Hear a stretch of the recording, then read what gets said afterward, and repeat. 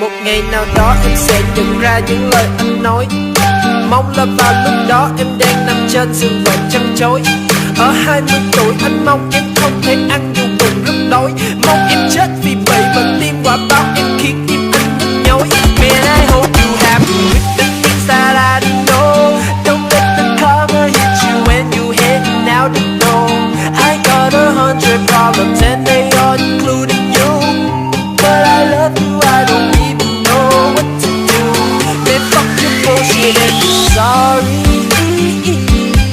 Don't even try to call me. Man, fuck your bullshit and you're sorry. Bet you thought that I was blind, but I could see through your bullshit and your lies. Anh mang con tim trên tay, trao em để em được thấy. Họ trao con tim bằng giấy, phút chốc làm em quên ngay.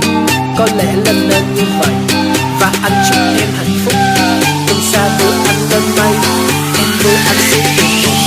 Nơi mà em được tạo ra với bao nhiêu xảo trá. Em là cáo xa virus tạo hóa. Nguồn sống của em là những thứ anh trao ra. Lời nói em bao la và sắc mùi cao nhó. Đừng lo lắng gì cả, anh tưởng em nói thằng đó là bạn thân. Anh tưởng em nói rằng nó là anh cả. Anh đâu biết gu của em là loạn luân. Em mà em không bao giờ được tin vào quả báo. Anh trong mắt trời của em nhìn ra sao. Em ơi bị láo ông táo sẽ vẽ răng. Em có bao giờ nghe thấy câu ca dao. Anh đâu hề thấy làn da em màu đỏ. Cái đuôi hình mũi tên cặp sừng của con dê. Nói diêm vương chờ sẵn em một chỗ. Cái ngày em quay về anh chỉ mong một ngày nào đó em sẽ nhận ra những lời anh nói. Mong là vào lúc đó em đang nằm trên giường bệnh trăn trối. Ở 20 tuổi anh mong em không thể ăn dù bụng rất đói. Mong em chết vì bị bệnh tim quả báo em khiến tim anh nhức nhối. Man, I hope you happy with the things that I didn't know. Don't let the karma hit you when you heading out the door. I got 100 problems and they all including you. But I love you, I don't even know what to do. Man, fuck your bullshit and you're sorry.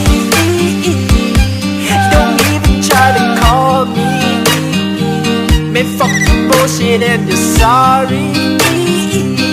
Bet you thought that I was blind, but I could see through your bullshit and your lies. Em ơi anh yêu em lắm, gặp tai nạn anh hứa đi thăm. Đêm khuya em nhớ thức tâm, ăn rau muống sau khi xăm.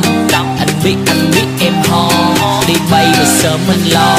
Ho thì phải nhớ hút cỏ, nhớ uống thuốc để có uống khi no. Nếu anh có nước trong tay, phòng em bị cháy không ai biết ai hay. Sao có thể bạc tình như vậy, anh vừa đánh răng vừa đứng ngắm em cháy. Tìm anh em lấy em chơi, quả báo đến sớm em ơi. Không cần chờ đến kiếp sau, không chừng thức giấc là ngày mai nó tới. Như là chết đuối khi đang bơi, ca mập nó cắn khi ra khơi. Chơi nhằm thuộc giá mà qua đời, chết vì kiệt sức khi đang chơi. Yêu toàn thành cho được chốc lát rồi chia tay. Nếu thằng nào em tha, đến bạn anh em cũng lay. Anh không phải bến thuyền để cho em như đã tính. Anh không phải giường em để đêm đêm em ngã mình. Anh không phải bị mù mà không thấy em thả thính. Nếu quay về lúc quen em anh sẽ tự vả mình. Dạ cả tin, trong suốt quá trình anh vẫn là thằng bãi binh. Những lời em nói anh coi như chưa từng nghe. Chúc em hạnh phúc nên hôm đi coi chuyện nghe. I hope you happy with the things that I didn't know. Don't let the karma hit you when you heading out the door. I got 100 problems and they all including you.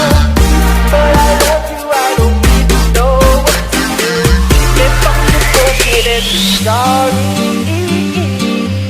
Don't even try to call me.